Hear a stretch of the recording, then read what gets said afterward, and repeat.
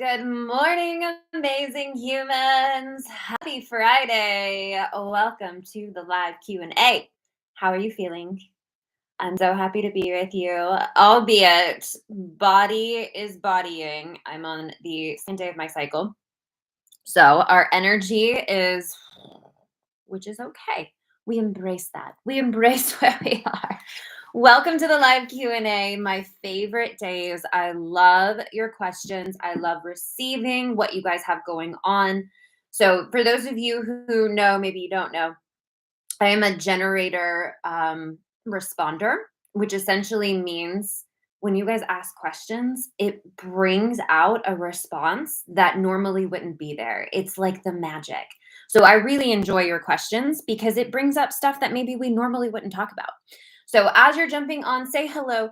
Feel free to drop questions in the chat as we go through our session today. We have a couple of questions lined up, but as always, we will get to whatever we can get to.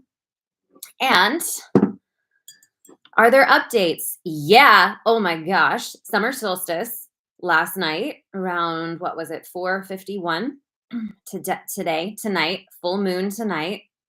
Big full moon, big. So, okay, we're going to give a little Cliff's Notes. And to be transparent, I wish I knew more. I really do.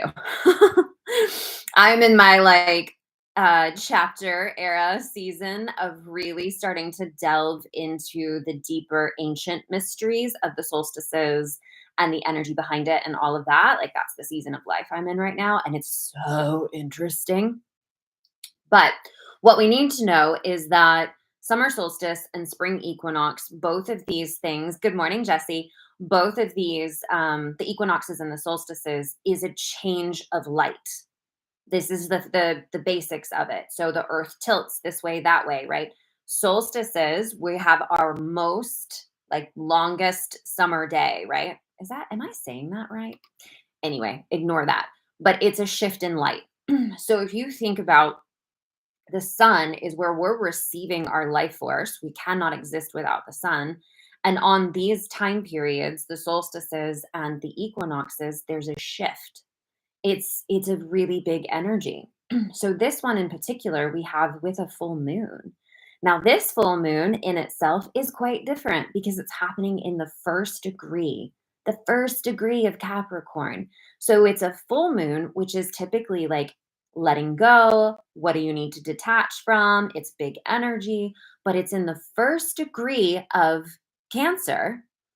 Yes. Whew. Brain today. It's in the sun is in the first degree of Cancer. The moon is in the first degree of Capricorn.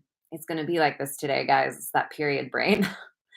So it is a new cycle initiating with the full moon that also is letting go, endings. So you feel the energy of it, right?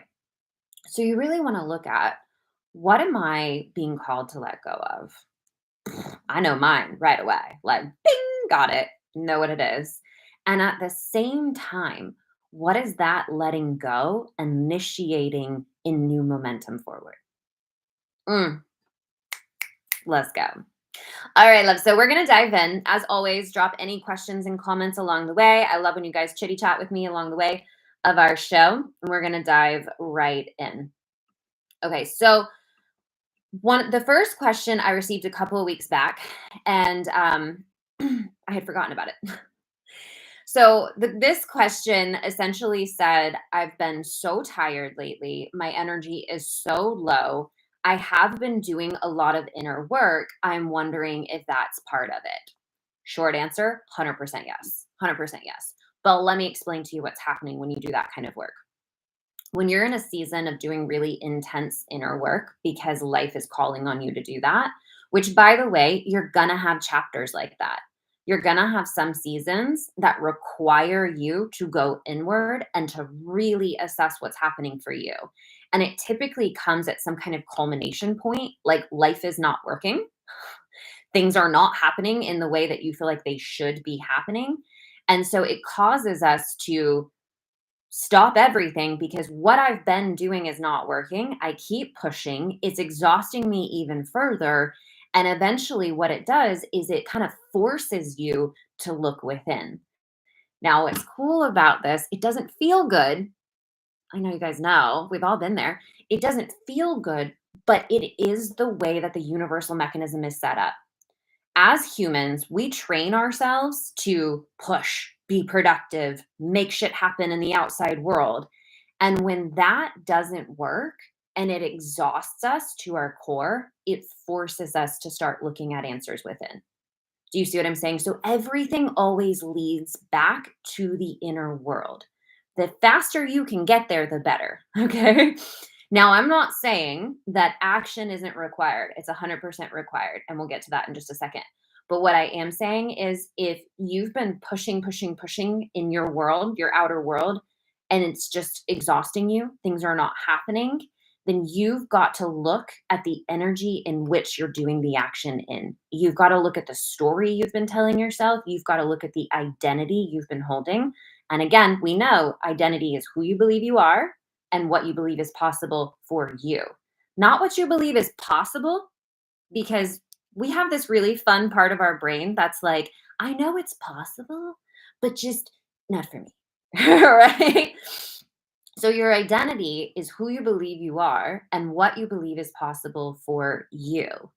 And so if you've been in a hamster wheel, really taking a bunch of action, push, push, push, push, push, push, push, push, push, and nothing is happening and you're doing nothing but wearing yourself out, it's time to look at your definitions. What is my definition of who I believe I am? And what is my definition of what I believe is possible for me? Because here's the thing, if you're taking action to try to move your life forward, but your definition about yourself is that you are innately not enough, there's something wrong with you, you have to work harder than everybody else, it's not actually possible for you, you're just going to wear yourself out. You're just going to wear yourself out because every action we take, hear me on this, every action you take manifests the energy you're in. You with me on that? Like, if you can get, like, really get that, your whole world is unlocking. Every action you take manifests the energy you're holding. So if I'm holding an energy of, I'm just not good enough, it's just not ever going to work for me, I have to really, really try harder, but you're believing it's never actually going to come to be, you're going to create a manifested reality where you're constantly trying and never actually arriving. So when you do that long enough, it forces you to go within and be like, okay, all right, there's got to be something else here. You know, you've like prayed to all the gods and goddesses. You're like, please just like, what? Help me. And then you stumble across something like the morning show that says, you got to go within. And you're like, oh, maybe I haven't done that before. So in that season of life where you have to now go within and start assessing yourself, this starts to initiate that identity shift. And in the identity shift, yeah, you're gonna have some time period where you are effing tired. Because when we start uprooting our definition of who we are, we start to do the reinvention of ourselves. You're facing core belief systems that you've had about yourself your whole life. And some of them are not great. Amen. Some of them you learned, some of them were passed down to you from your parents. Some of them are carried over from past lives. And what you're essentially doing at this point is saying, is this something I want to keep going with? And there's some work, and this is why the healing work is so, so important. You guys, this is why I do this. This is why I teach this in every container that I offer you. Because in the healing work is when you start to redefine yourself. You can't create a different world without redefining who you are. If you're still operating in the same trauma that you had as a child, the same definitions of self that like you're not pretty enough, you're not smart enough, you're not good enough, you're not whatever enough, other people are this, but you're this. If you're still operating in that self definition, that's going to keep repeating and it's going to keep manifesting your same reality over and over and over again until you start to redefine it. But this is the power we have. And this is what gets me so excited. You see, I'm talking faster. This is what gets me so excited because our power that we have all of us, no one can take it away from us, is the power to redefine who we are at any moment we choose. Any moment that we choose. You're not stuck. You're never stuck. Nobody's stuck. I know it can feel that way sometimes. I have felt that way, but you're not. And believing that you're stuck, get this, is using your power to keep yourself stuck. Do you see what I'm saying? You are never without power. You just might be using your power in a way that works against you. It's like if you're doubting, if you're doubting something that you want to happen is going to happen, right? Like you have that like I just don't know, I don't know if it's going to happen, blah blah blah. You are using your power to emphasize doubt rather than emphasize faith. We're never without power. We're never without trust. It's just what are you trusting in? Are you trusting in doubt and it not happening more than you're trusting in yourself and it happening? Are you using your power to manifest you feeling stuck and not enough rather than using your power to manifest you being free and in your total flow of power and what you want in life?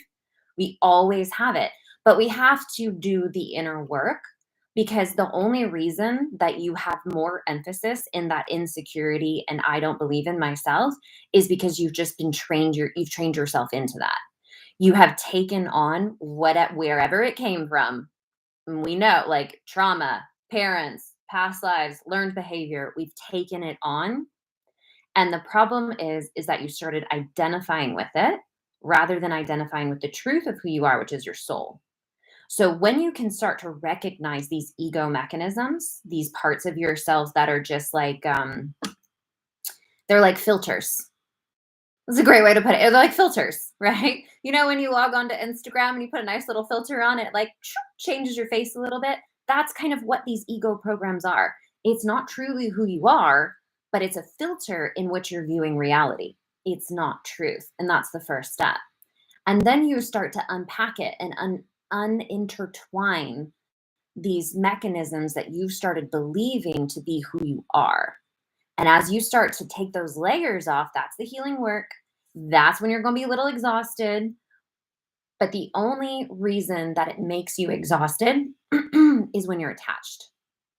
So if you're really attached to believing this stuff about yourself, it is going to wear you out because it's like you're trying to get rid of it while you're pulling it back to you at the same time.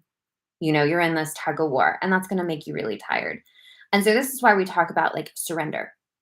Surrender is inevitable. Surrender is the key. But for a lot of people, surrender feels really hard. One, because we have an idea in our heads that it means giving up. But truly, what surrender actually is you're letting go of your attachments. You're letting go of your attachments to need to fix. You're letting go of your attachments to think that you need things to be a certain way in order to be okay. You're letting go of attachments to your expectations. You're letting go of attachments to your excuses.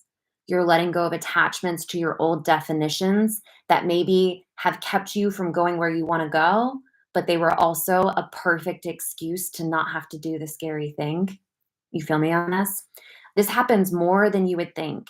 People hold their stories of limitation because it allows them to stay in a comfort zone that's familiar to them and never actually take that big, scary leap into the unknown that is going to actually get them the life that they want. There's a fear there. And so we stay attached to our old definitions because it's safer, even though it's shit, we don't love it, it's safer. And it's the perfect excuse to not have to do this. There are a lot of, and I'm going to say it, it might ruffle some feathers, and I'm sorry, but it is the truth. There are a lot of people who are very attached to their illnesses. And because if I have something physically wrong with me, it's the perfect it's the perfect valid reason to not actually step outside of the box of my comfort zone and do something big that I really want to do. And so, I mean, you with me? Okay. So when you're doing the inner work, you want to assess, why am I attached to this old story? Why am I attached to my definition of me being not enough? Why am I attached to the thought that others can have things that I can't? Why am I attached to low self-worth? You want to just ask yourself these kind of questions because one, what it's going to do is give you a very enlightening answer, but also it immediately starts putting your identity outside of those attachments. Do you see that? So no longer are you going, why am I unworthy? You're going, why am I attached to low self worth? Do you see the separation that happens almost immediately? Who's I? Why am I attached to that? You're no longer identifying with it. That is a massive first step. And the more you can do that, the more you're going to start to separate yourself from these filters of the ego, and you're going to start to see the truth of who you actually are. Now that you can work with, because you cannot undo the filter of self-worth. The filter of low self-worth. The filter of low self-worth is like a product on the shelf. It's something you can choose to try on. I know this sounds really funny, but this is what it is. Low self-worth is like it's a filter of reality that you chose to try on. You can't fix it. You don't fix it. It's doing what it's supposed to do. What you do is put it back on the shelf and stop identifying with it. And you start getting into your truth of who you are, which is the I am. Why am I attached to that filter of low self worth? Now, that's going to really bring you a question up. You feel me with that? Great question. Okay. Hello, everyone. Thanks for being here. Okay. So, our next question was a submission on the website, which I love, love, love that you guys are using the website submission. I feel like such a genius for creating it. Those of you who don't know, you can submit anonymous questions at marlyansel.com/the morning show, and we'll read them on the show. Okay, so this one says, I was wondering if you have any tips on sitting in the uncomfortable. Oh, I love this question. For me, I'm always rushing to the next thing. I've been working on staying more present, and I find myself being uncomfortable and trying to allow the feeling to just be instead of trying to fix it. That is such a good question. Okay, so first and foremost, the majority of us have never been trained to handle discomfort. So our natural mechanism that we're programmed with as humans is to run away from pain and run towards pleasure. But our mechanism to run away from pain is much stronger than our mechanism to run towards pleasure. So said differently, you're more likely to run off of a cliff running away from a saber-toothed tiger than you are to run towards this beautiful waterfall that looks amazing and blah, blah, blah. There's more of a motivation to run away from pain than there is a motivation to run towards pleasure. So it doesn't mean that we don't do it. It's just the runaway is stronger. So what we have to really realize first and foremost is that before you can essentially force yourself to be present and be in that discomfort feeling, you've got to realize that you have what I call your emotional capacity muscle. And for most people, the emotional capacity muscle has never actually been built. So for most people, your emotional capacity muscle got shut down around like 4 years old, somewhere in there. The first time that your parent told you to stop crying, the first time that how you felt got shut down by some authority figure. At that point, you learned feeling is bad and you should not express it.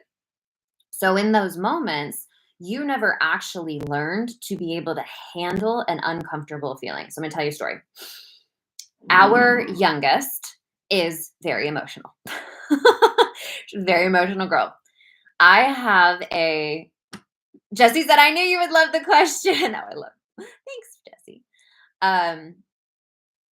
Shoot. Brain. I got it. We're good. Our youngest is very emotional.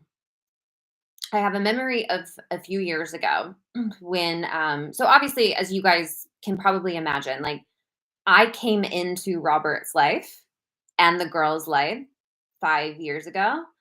And, they were just natural, normal humans, right? That didn't really do this stuff, talk about this stuff, whatever. And so here I am with all of my psychology background, my energetics training, my understanding of mindset and emotional capacity and all this stuff, right? And so I'm presenting all of this as things are coming up with parenting.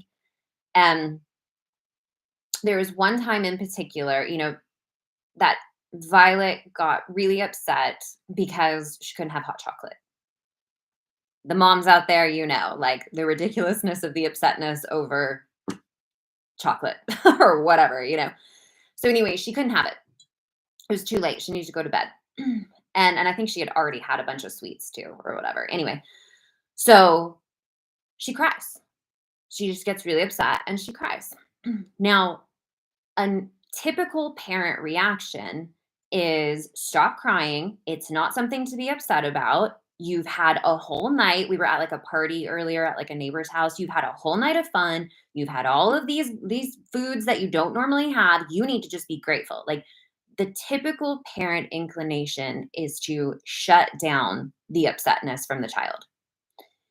When we do that, we limit her learning to handle discomfort. We limit her learning to handle disappointment. And what that sets up later in life is you become an adult who can't handle the slightest uncomfortable feeling. You want to get out of it because you haven't developed the emotional capacity to sit with a discomfort feeling and know that you're fine. Do you see what I'm saying? So, in this example with her, what we do is we just let her feel it.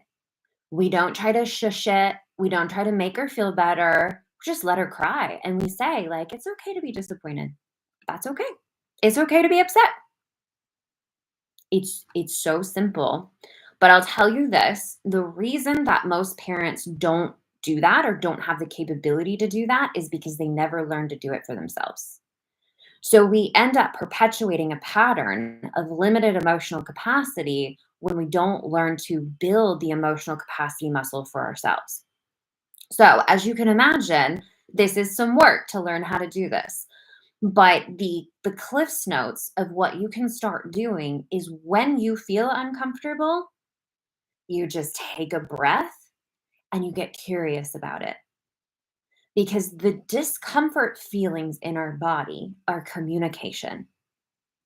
And it's trying to tell you something about what you need for yourself, not something physical that you need for yourself. Like, why do I feel uncomfortable right now? What is the root of this discomfort right now?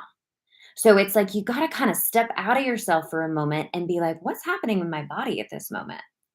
Now, this is not something that goes away. Uncomfortable feelings don't go away. They're part of the human experience.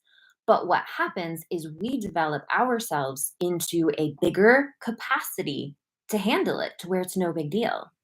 So think about this just in terms of like the extremes. If I can't handle the smallest discomfort, how much am I going to be able to do in life? How big of a life can I handle if I can't handle discomfort? Do you see what I'm saying? Now, think about I have trained myself to be able to handle even the most uncomfortable feelings. Like I know I'm going to be okay regardless of what I feel. Now, how great of a life can I create? Because I'm not afraid of feeling uncomfortable. If you can handle a feeling, you can handle anything. That's not just nice words, that is ultimate truth. If you can handle whatever you're going to feel, you can quite literally handle anything. Because everything that we do, going full circle here, is either to run towards pleasure or away from pain. And the foundation of pleasure and the foundation of pain is a feeling. So if I can develop myself to the capacity of a human that can handle any feeling, unstoppable. Unstoppable.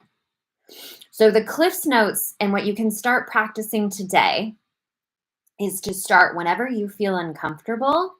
Notice your patterns for one, like what do you do when you get uncomfortable? So a very common one is to go snack.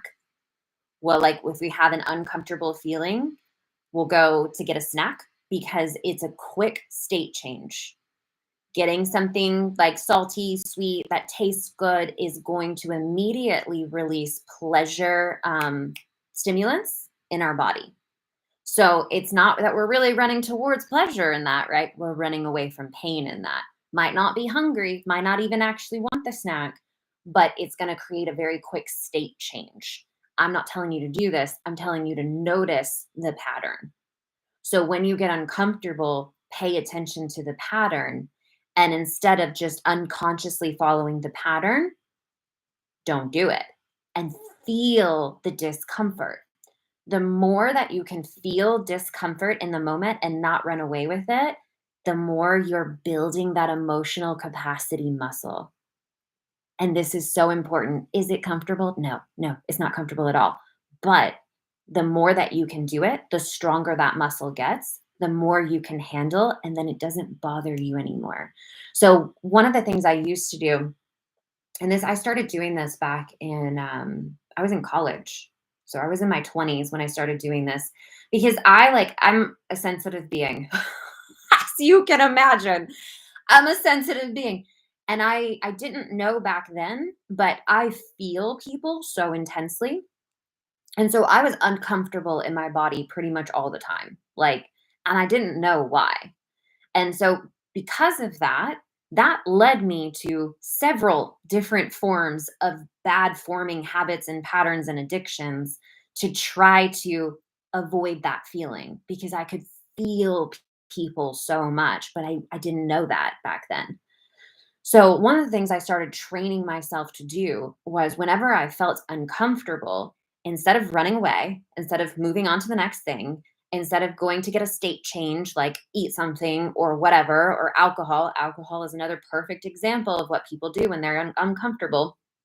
Instead of that, I forced myself to just sit in it and I wiggled my toes. And I know that sounds funny, but that was my thing. It was like, take a breath and just wiggle your toes. Just get that energy's got to go somewhere, right? So just wiggle your toes, but make yourself stay in the moment.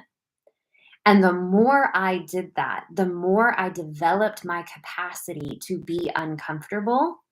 And then I stopped being uncomfortable. So, this is the goal of where we're going. Because if you can develop yourself into the human that doesn't run away from your own self, then you are standing in your power. Another great example is, when you're in the car with somebody and it goes silent, let it go silent.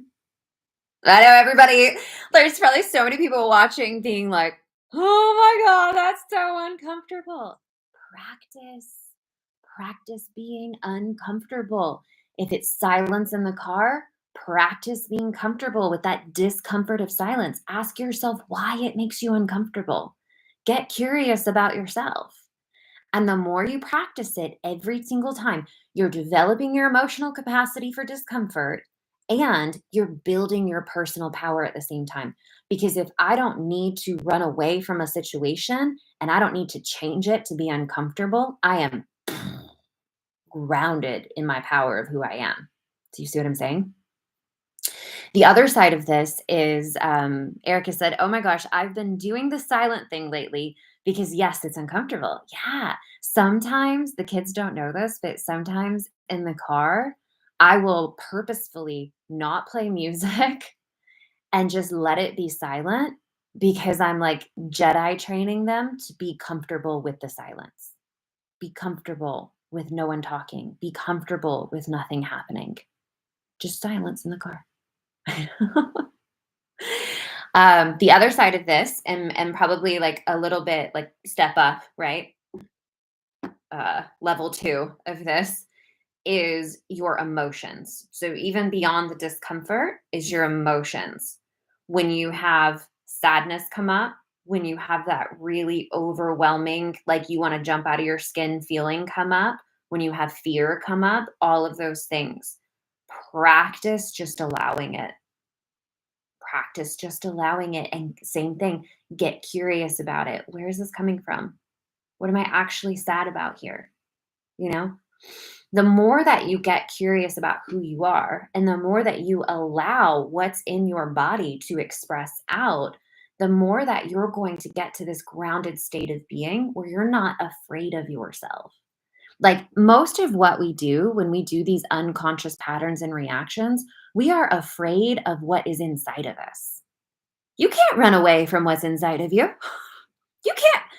You'll destroy your life trying to do it. Because when we unconsciously run away from our feelings, we are always running into oblivion. It's always going to end up creating another situation, except it's going to amplify.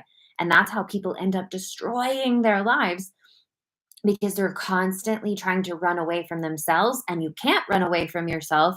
And the way that the mechanism of the universe is built is that you are going to have a stage two of that same feeling, except this time it's going to be louder and it's going to get louder and it's going to get louder, right? And then there was one more thing I wanted to say about this before we wrap. What was it? Oh, talking about being present. You can't be present until you learn to be with yourself. Wow. I just said that, didn't I? You can't be present until you learn to be good with you. So the practice of being comfortable in my own skin is also the practice of the ability to be present.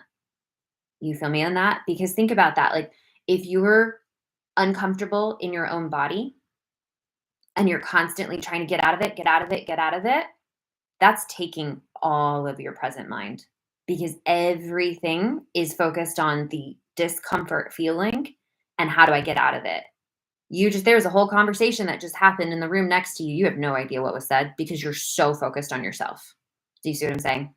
So the ability to be present is the ability to be good with what you're feeling and to start building that capacity in yourself, because as you build that capacity and you are good with what you feel, you do that healing work. And I know like it's a journey. It's a journey, but the results of it are so worth it to finally live in an existence where you're good with you.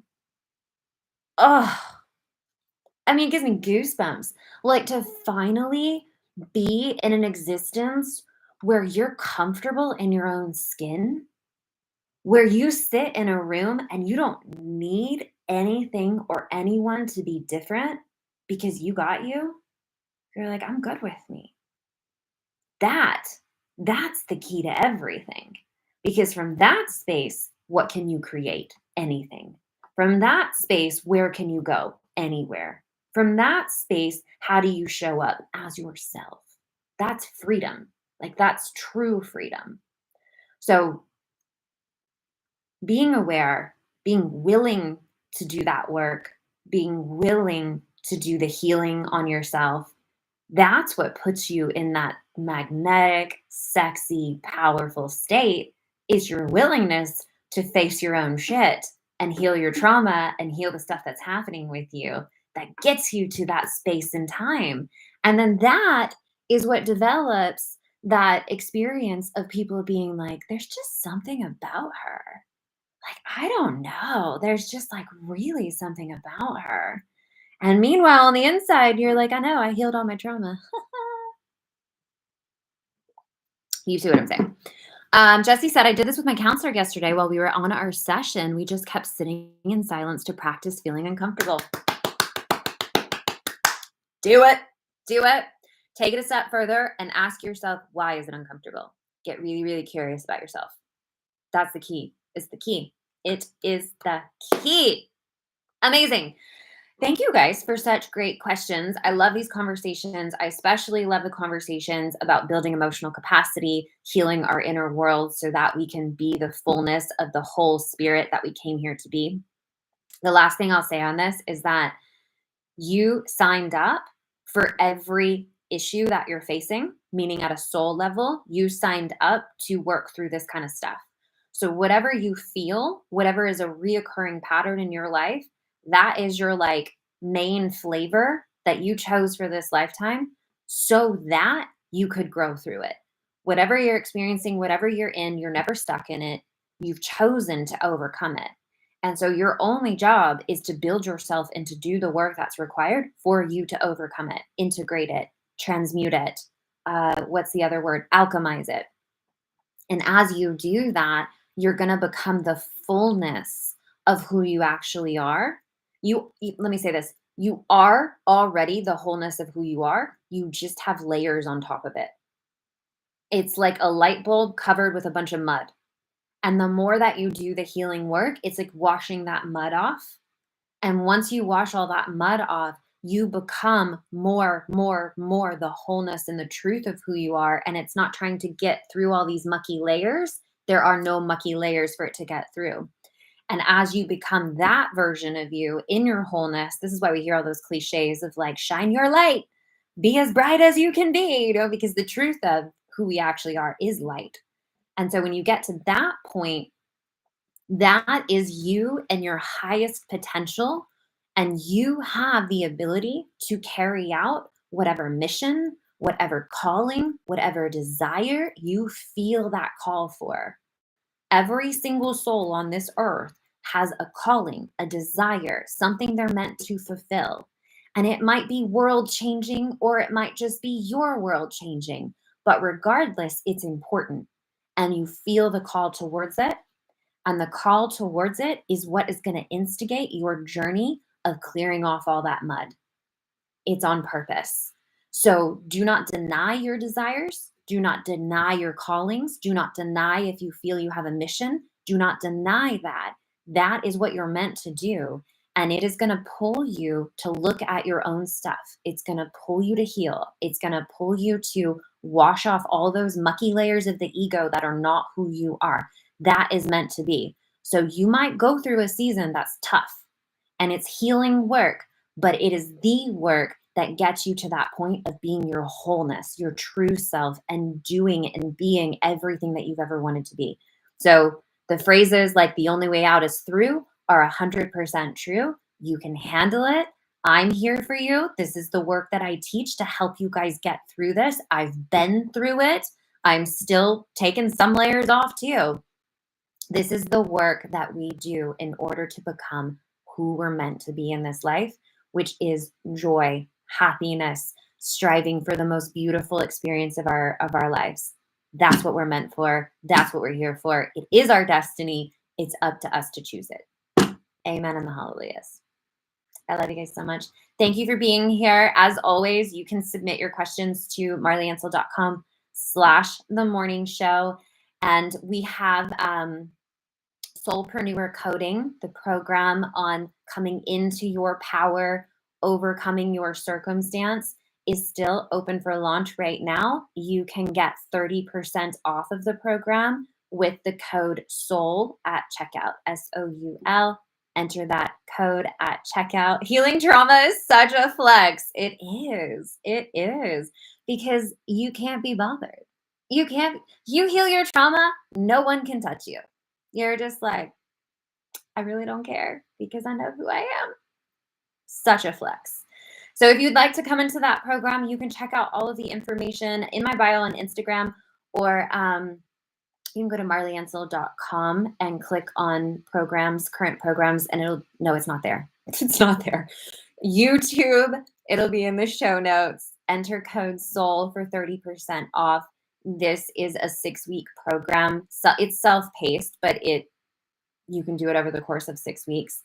It's going to teach you your power, how to fully own who you are, overcome your problems and circumstances, become the bigger energy. It's an amazing program. I highly recommend it. It's on sale now, so jump in while it's on sale.